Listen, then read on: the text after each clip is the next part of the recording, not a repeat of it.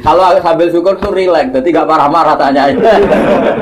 Sekarang keluarnya tampir-tampir di Indonesia ke saya gitu, semenjak masjid bagus, kamar mandinya bagus. Kadang orang mau ke masjid itu bukan karena ingin jamaah, kudu ngising di rumah lari ke masjid. Ya kan sekarang banyak enggak? Banyak karena kamar mandi masjid lebih bagus. Yang parah kalau mau tidur kan di rumah enggak ada AC, enggak ada kipas angin. Kalau ngantuk masih ke masjid. Kipasnya dinyalin. Di daerah kamu ya gitu. Di sini.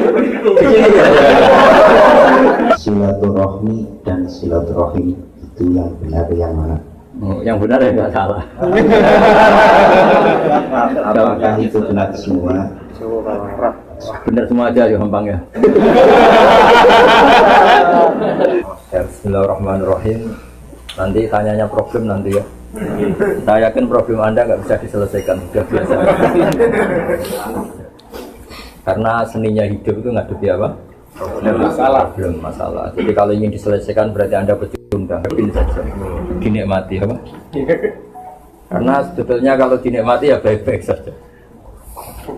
Karena dunia ini diciptakan Allah liyabluwahum ayyukum ahsanu amala. Jadi kalau kamu sedang rukun sama istri itu biayanya mahal. Karena kalau rukun itu minta belanja macam-macam.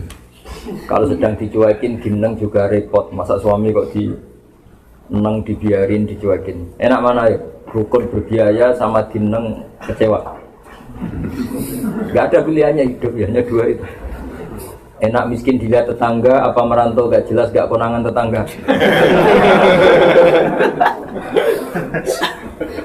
Gak ada pilihan hidup.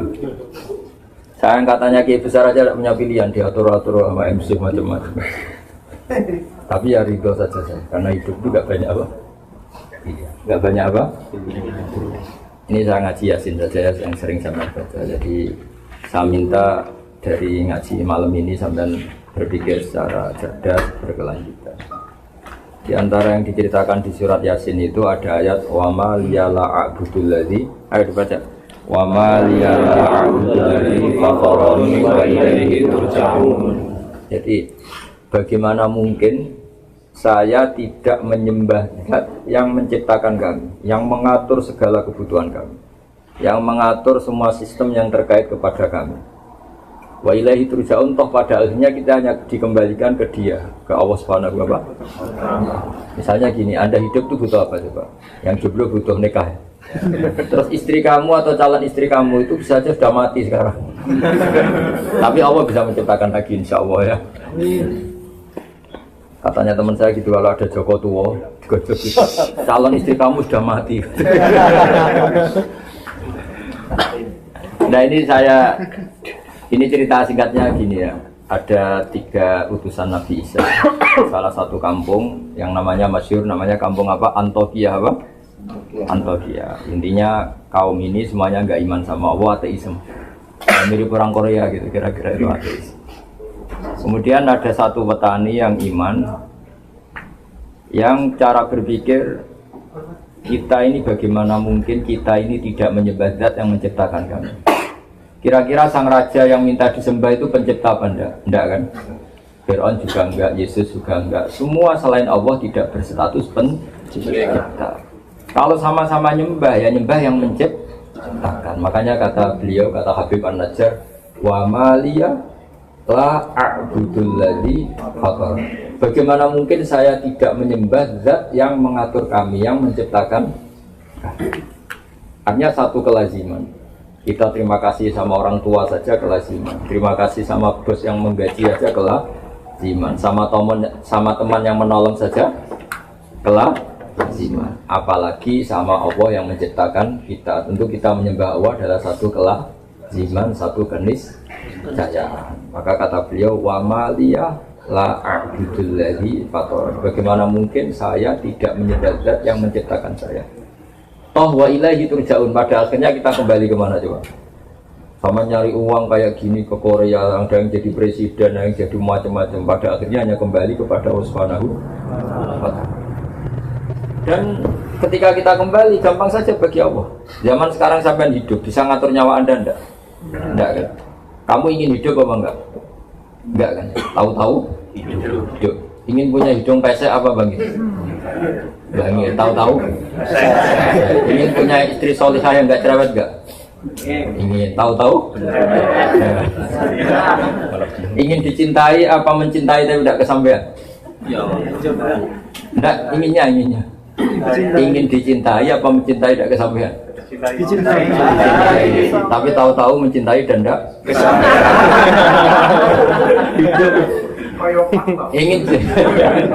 ingin jadi bos apa jadi buruh?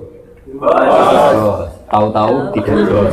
Ya ada bilang buruh. Tahu-tahu tidak bos. Jadi hidup ini tahu-tahu. Nah, karena tahu-tahu itu ya menyembah zat yang super tahu. Jadi tauhid itu dimulai dari kalau zaman sampean ngaji, ini namanya siapa tadi yang montong yang itu? Jauh? Ini tetangga saya ini. Apa diangkat jadi wali? Tapi nanti butuh persetujuan para wali-wali ini. Wali apa? Wali murid. Jadi hidup itu dimulai kalau kita zaman dulu ngaji apa istilahnya apa? Masya Allahu kana wa malam yasa lam yakun. Apa yang digadagi Allah pasti terjadi, yang tidak digadagi pasti tidak terjadi. Ini penting sebagai tauhid. Sehingga sampai mengalami apa saja, cinta ada kesampaian, kaya ada kesampaian, apa saja ada kesampaian. Sampean yang syukur saja. Karena andekan kesampaian punya istri itu ya tidak mesti maslahat. Kesampaian jadi orang kaya tidak mesti maslahat. Yang mesti maslahat adalah kesampaian ditakdir sujud sama Allah Subhanahu wa Ta'ala. Yang bisa mensurgakan Anda itu sujud sama Allah apa jadi orang kaya? Sujud sama Allah. Yang mensurgakan Anda itu istri Anda atau amal Anda sendiri? Amal. Bahkan gara-gara istri banyak orang jadi koruptor kan? Karena istrinya shopping terus yang cowoknya korupsi. Jadi barokahnya jumlah-jumlah gini ya banyak masalah. Masalahnya di jumlah itu. Tapi yang penting syarat utama jadi orang baik itu satu, janggal atau iskal atau tidak memahami satu kesalahan. Jadi satu kesalahan itu harus gak difahami. Tapi satu kebenaran harus difahami. Satu kesalahan itu gak bisa difahami. Misalnya maling atau mencuri, itu kan nggak bisa difahami oleh akal sehat. Orang nyari uang susah-susah, kita tinggal mengambil atau mencuri. Itu kan sesuatu yang nggak bisa difahami. Nggak bisa. Istrinya orang digauli orang lain itu nggak bisa difahami. Jadi ciri utama maksiat itu sesuatu yang nggak bisa difahami. Makanya bahasa Arabnya maksiat apa? Mungkar. Mungkar dari kata apa? Diingkari. Diingkari apa? Tidak bisa difahami. Ya, namanya barang maksiat apa bahasa lainnya? Mungkar. Makanya dalam Islam disebut amar ma'ruf nahi itu mencegah. Karena mungkar itu gak bisa difahami. Yang namanya istri boleh digauli ya diakatkan. Yang akatkan siapa? Ya walinya. Wali itu yang punya otoritas. Nah ini gak nikah, gak apa langsung digaulin. Itu sesuatu yang gak bisa difahami. Kebalikannya mungkar itu ma'ruf. Ma'ruf itu sesuatu yang dikenal dari kata arofa, ya'rifu, terus irfanan atau urfan. Mana apa? Ma'rufun dipahami. Kamu kerja demi anak istri bisa dipahami. Tapi kalau kerja demi temuan baru, kantor cabang katanya teman-teman tadi, itu susah dipahami. Tidak usah dijelasin detail-detail banyak yang tersinggung. Tapi ini saya, ya namanya ngaji itu kan membenahi yang salah. Jadi ingat ya, tak latih bahasa Arab yang gampang-gampang saja. Jangan sampai salah tasrif nanti. Supaya latihan apa? Kafara yukafiru apa? Takfiran.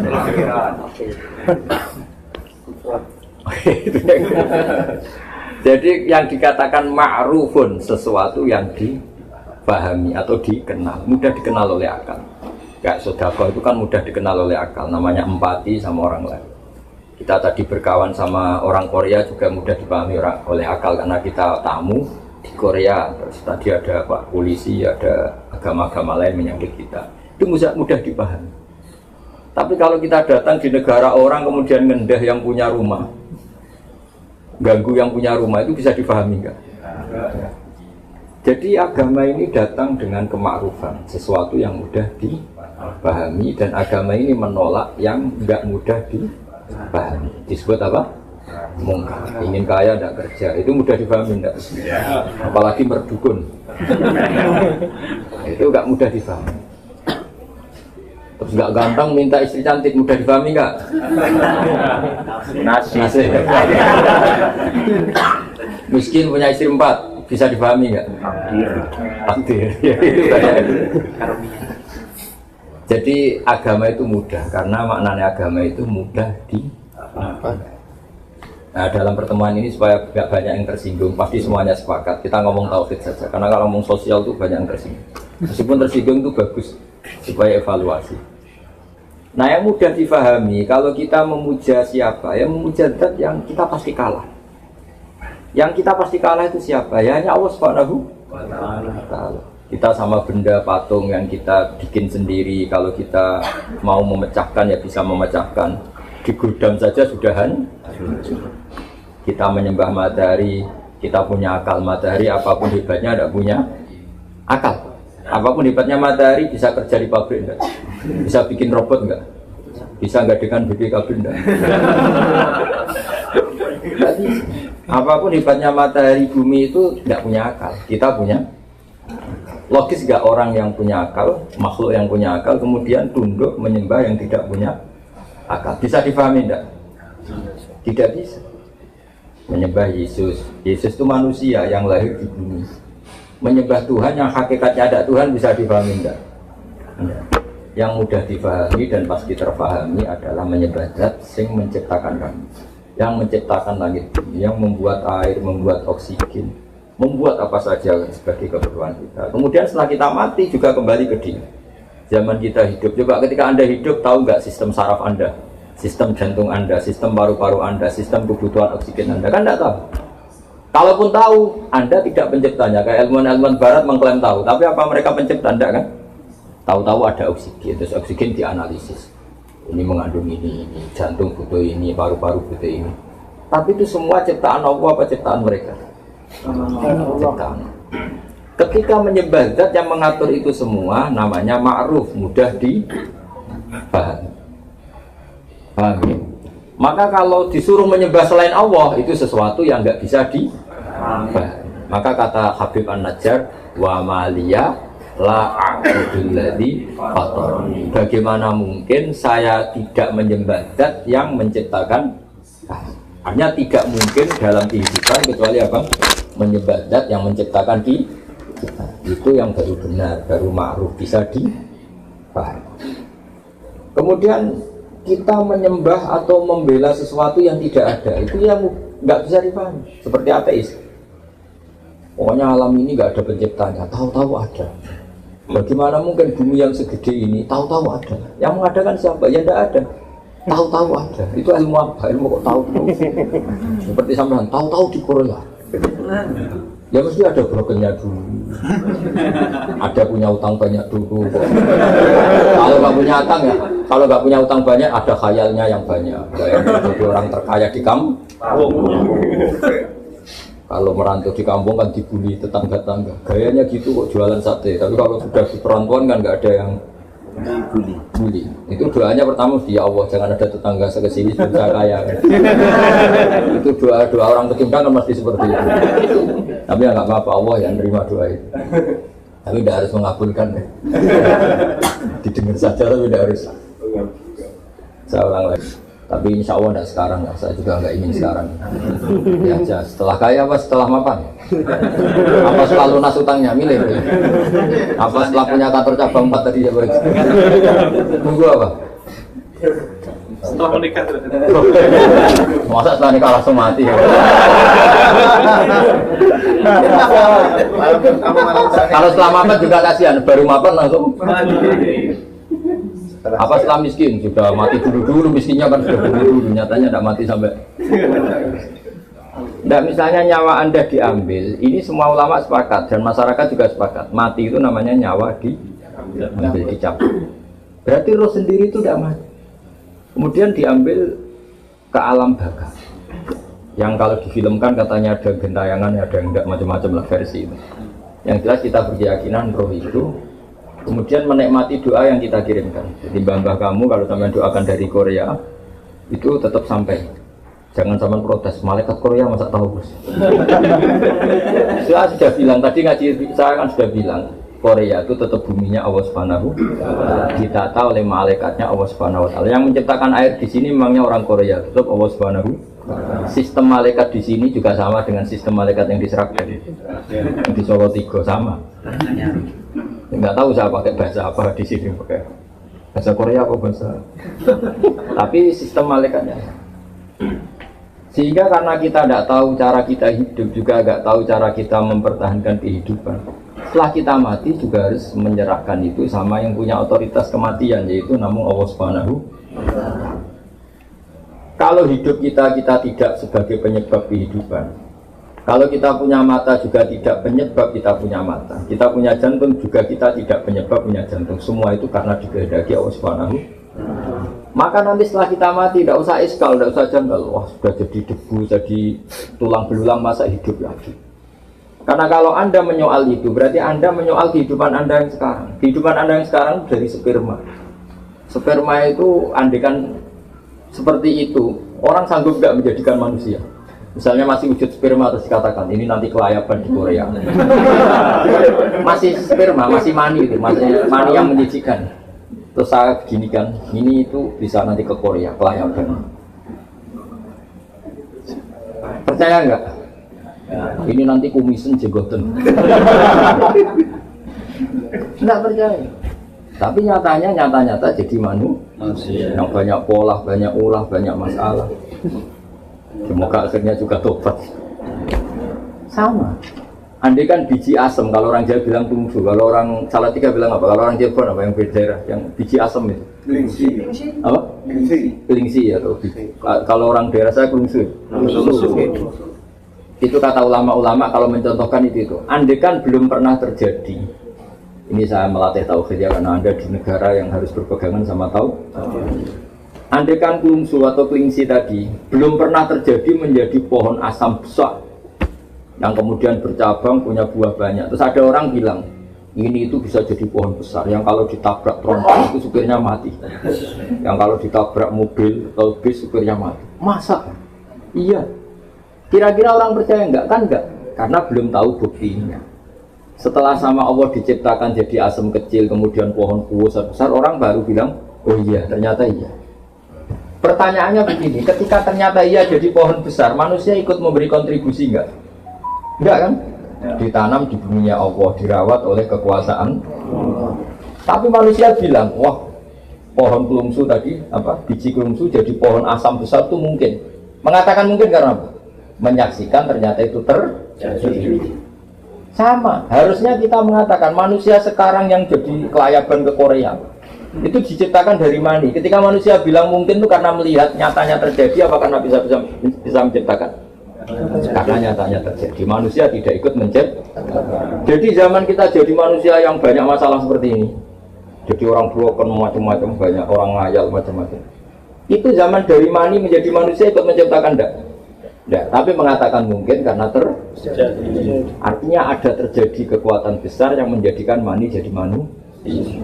Tapi setelah manusia ini jadi tulang belulang, orang-orang kafir mengatakan nggak mungkin dibangkitkan lagi, karena itu sulit. Bagaimana caranya? Di zaman kamu jadi manusia juga nggak tahu caranya. Kok kamu percaya? Zaman kita jadi manusia kan nggak tahu caranya. Kok nyatanya jadi manusia? Maka setelah jadi tulang belulang pun mungkin jadi orang lagi. Soal kita tidak tahu caranya, mulai dulu kita juga nggak tahu caranya. Kenapa bumi ada? Kenapa manusia ada? Maka serahkan sama yang punya cara itu, yaitu Allah Subhanahu wa Ta'ala. Makanya ada ayat apa? Ayo, ini tentang Yasin semua aja. Ayo dibaca bareng-bareng. Awalam yarol insanu anna khalaqnahu min nutfatin fa idza huwa khasimun mubin. Nah, teruskan. Wa daraba lana matalan wa nasyal khalqa qala ma yuhyi roman wa yuhyi kul yuhyi alladhi ansha'a awwal marrah wa huwa bi kulli shay'in.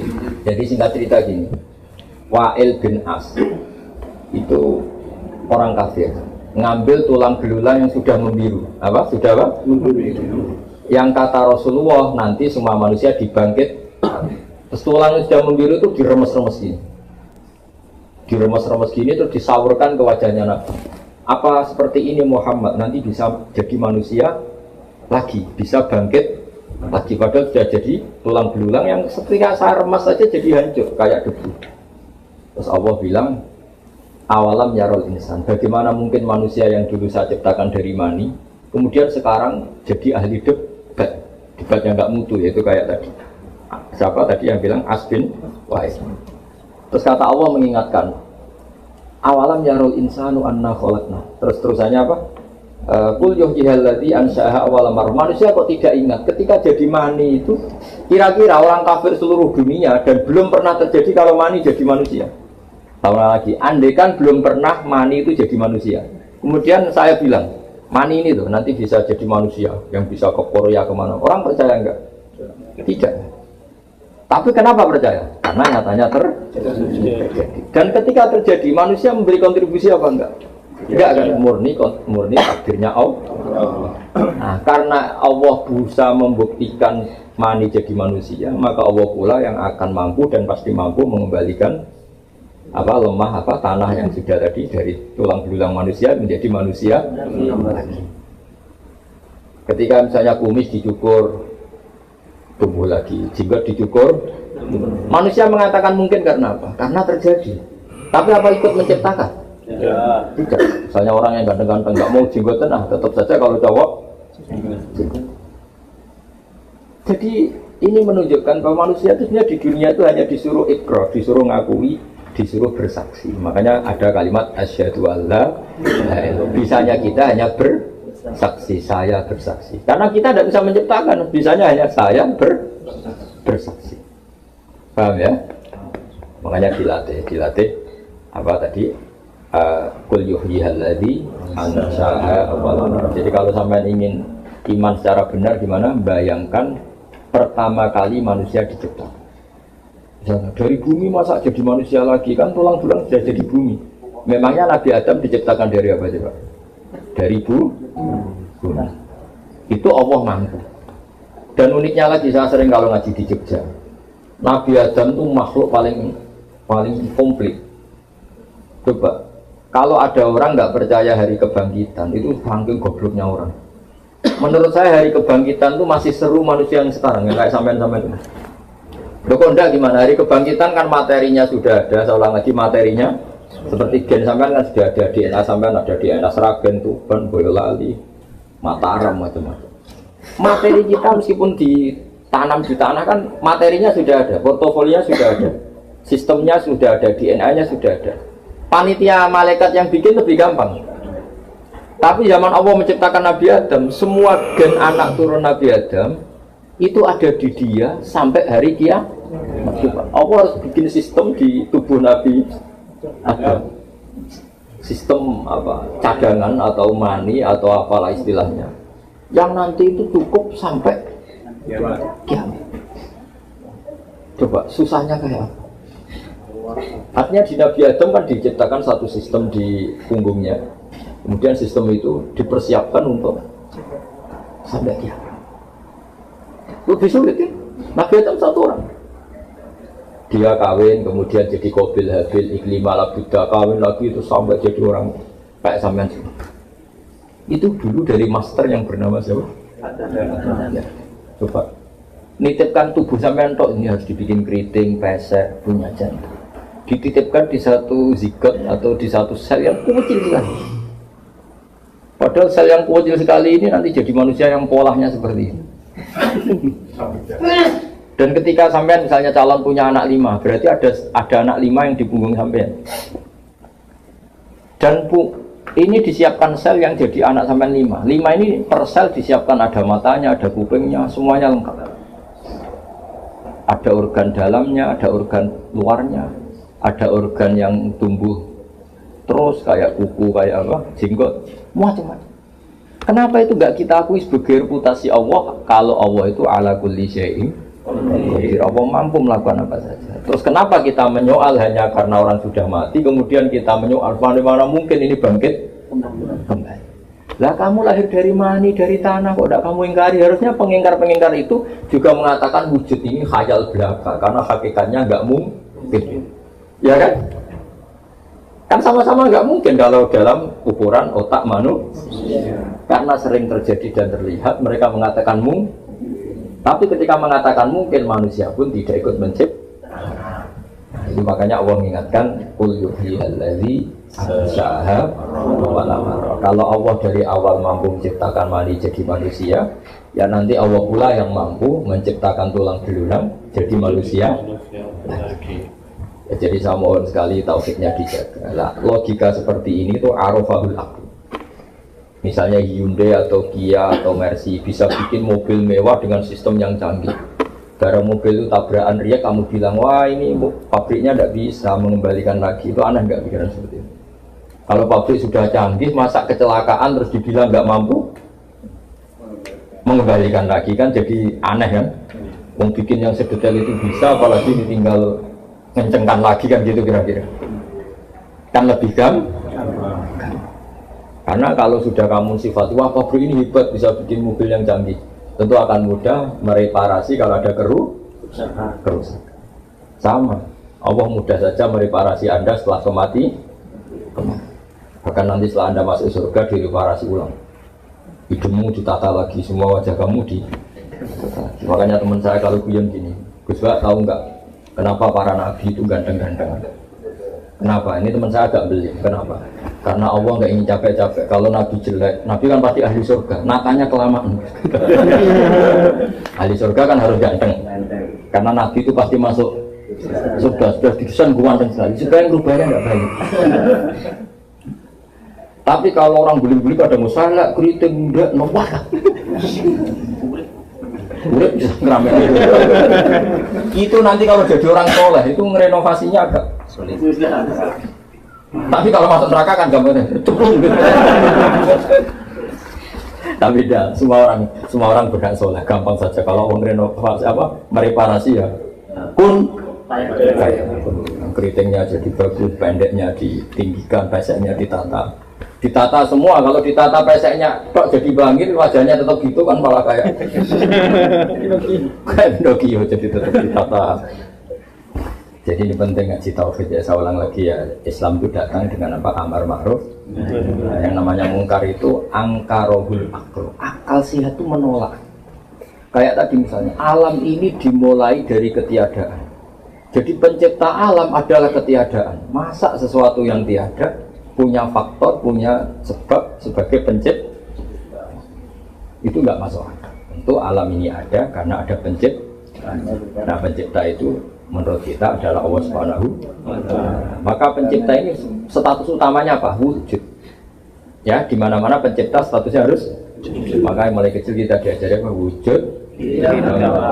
Namanya pencipta sama yang diciptakan dulu mana? Dulu pencipta. Makanya pertama setelah wujud tidak, dia harus zat yang pertama. Terus kedua harus sifat ketiga harus baqo, harus abadi. Karena kalau Tuhan itu superior hebat, kemudian dia ada abadi, berarti keok kalah. Kalau Tuhan kalah itu kan aneh. Masa pencipta mobil kalah sama mobilnya, terus dikejar-kejar mobilnya, lebih pintar timbang yang mencipta. Ini kan jadi aneh. Tetap penciptanya yang bisa mengatur mobil ini, dimatikan, dirongsokkan, dibuang, terserah yang menciptakan. Mobilnya tetap objek, penciptanya tetap subjek. Allah selamanya subjek yang mengatur kita semua, yang menghancurkan kita, yang menata kita. Allah tidak akan menjadi objek makhluknya. Allah tidak akan menjadi objek makhluk. Allah selalu jadi subjek makhluknya. Makanya disebut Al-Khaliqul Mukhtar. Allah pencipta yang bisa melakukan apa saja sesuai yang diinginkan. Ya, istilahnya yaf'alu ma yasha. Yaf'alu ma yasha. Dari wujud, hidam. Terus keempat, Allah itu beda dengan makhluk. Kalau makhluknya makan cari uang, Allah tidak perlu makan, tidak perlu cari uang. Dan Allah tidak butuh makan, tidak butuh tidur. La ta'khudhuhu sinatun. Karena kalau Allah tidur, kalau kamu mau nakal, misalnya mau selingkuh, nunggu tidurnya Allah dulu. Kacau. Jangan sekarang, Allah masih bangun. Kacau nggak punya Tuhan gitu. Kacau. Maka sifatnya Allah la ta'khudhuhu sinatun. Allah tidak pernah kantuk, juga nggak pernah tidur. Karena Allah itu mukhalafatun. Terus sifat berikutnya apa? Allah itu berdiri dengan dirinya sendiri tanpa butuh yang lain. Allah tidak butuh. Kalau sampai ingin kuat kan harus makan. Kalau ingin fresh harus punya uang. Banyaklah kebutuhan Anda ini. Kalau ingin tidak jomblo butuh pasangan. Kalau pasangan butuh yang tertipu, karena kalau sadar mungkin tidak mau. Makanya kalau ada orang cantik dapat orang jelek, kata bapak saya, itu kemungkinannya dua. Yang cowok punya sesuatu, atau yang cewek agak. Agak ada sesuatu. Rada-rada. Tapi Allah itu tidak butuh itu semua, karena Allah harus qiyamuhu. Terus sifat berikutnya apa? Dan itu Allah sendiri, nggak tersaingi dalam apapun, nggak tersaingi. Apapun kekasihnya Allah terhadap Nabi Muhammad, apapun sayangnya Allah pada Nabi Muhammad, tetap Nabi Muhammad adalah abduhu wa rasuluhu. Karena Nabi ya bisa meninggal, kalau nggak makan ya lapar, kalau saatnya datang ajal ya meninggal. Makanya Nabi dikatakan innaka mayyitu wa innahum mayyitun. Kemudian ya kalau bangkit dari kubur ya karena dibangkitkan. Itu beda dengan Allah, memang nggak pernah mati. Apa nggak pernah mati? Karena Allah itu qiyamuhu wahdaniyat terus kudrat iradat. Jadi logika-logika itu tanamkan sehingga kamu iman dengan kebenaran yang kalau ada paham yang menyesatkan kita menolak. Itu disebut wa maliya la a'budul ladzi fatarani wa ilaihi turja'un. Bagaimana mungkin dalam hidup ini kita tidak menyembah zat yang mengatur kami, toh pada akhirnya kita hanya kembali kepada Tuhan. Jadi kita menyembah Allah karena mengatur kami, dan pada akhirnya kita hanya kembali ke Allah Subhanahu wa ta'ala. Tidak kembali ke akal kita, tidak kembali ke pikiran kita, tapi hanya kembali kepada Allah Subhanahu wa ta'ala. Seperti sampean misalnya bayangkan jadi orang kaya terus bahagia. Apa faktanya nanti pasti demikian? Tidak mesti. Kadang setelah jadi orang kaya malah nyesal. Misalnya gini, banyak ini ceritanya. Ada suami memanjakan istrinya, minta apa saja dituruti, minta mau rumah mewah dituruti, kulkasnya harus mewah, mobilnya harus mewah. Lama-lama istrinya mikir, rumah mewah, mobil mewah, yang nggak mewah suami saya. Lama-lama kepikiran ganti suami. Karena enggak, istrinya yang ingin ganti, karena tadi minta rumah mewah diturutin. Kalau rumah mewah pantasnya apa? Kulkasnya mewah, mobilnya mewah, karpetnya mewah. Tapi suaminya tuh pesek pendek. Lama-lama yang perlu dipikirkan, yang kurang mewah satu. Kalau kamu ngalamin gitu atau kobal kita tidak pernah tahu. Tapi barokahnya kamu miskin, pas apa? Rumah jelek, rezeki jelek, semua jelek. Maka istri kamu mikir sudah nggak perlu diganti, sudah pas semua ini. Maksudnya kita tidak pernah tahu. Kadang yang miskin juga bahagia karena serasi semua, Pak. Serasi semua. Ya ini cerita saja guyon, tapi Anda supaya tidak mengimani pikiran Anda, yang kamu bayangkan itu tidak mesti masalah. Makanya kalau di kitab tasawuf itu ada guyonan, di kitab hikam pernah dengar itu namanya kitab hikam, itu kitab tasawufnya ahli sunnah apa? Jadi semua kiai alim tasawufnya mengikuti kitab apa? Hikam. Selain kitab Ihya, kitab apa? Kan ada beberapa kitab tasawuf yang paling populer diantaranya Ihya. Kemudian itu dijabarkan oleh Sayyid Abdul Al-Haddad jadi An-Naso'ih Ad-Diniyah apa? An-Naso'ih Ad-Diniyah. Terus dijabarkan termasuk macam-macam lah oleh kitab. Ada seorang wali itu tukang manol, hamal itu tukang manol. Jadi dia itu wali betul, tidak kayak sampean. Sampean ini baru jadi wali nih, sudah kerja jauh-jauh gak jadi wali. Dia itu tukang manol, hamal. Karena dia wali setelah dapat itu tukang manol, ngangkatin barang dari pasar ke kendaraan. Karena dia wali itu, ya Allah, saya ini hanya butuh makan satu piring. Yang penting saya dapat makan satu piring terus pulang mau ibadah. Tiap hari gitu. Kalau dapat opan, kalau uang sekarang, kalau satu piring di sini berapa won? Punya satu makan satu hari 10.000 won. Kalau di Indonesia berapa? 150. Enggak lah, makan sehari kalau di Indonesia 50. Enggak, kalau makan apa saja kamu di sini kok mahal?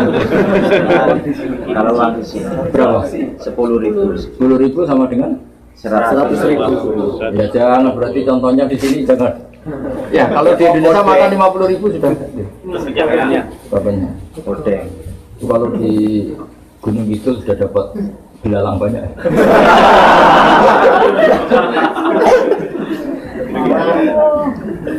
Dia tuh enggak, kalau sudah hamal tadi, kalau sudah dapat upah 10.000 ya dia pulang, yang penting bisa makan, apa? Bisa makan. Singkat cerita dia ngeluh, ya Allah saya ini wali engkau. ingin saya kalau sudah makan langsung masuk masjid ibadah. Jadi dia kalau sudah dapat uang 10.000 makan terus masuk masjid apa? Ibadah. Lama-lama dia berdoa.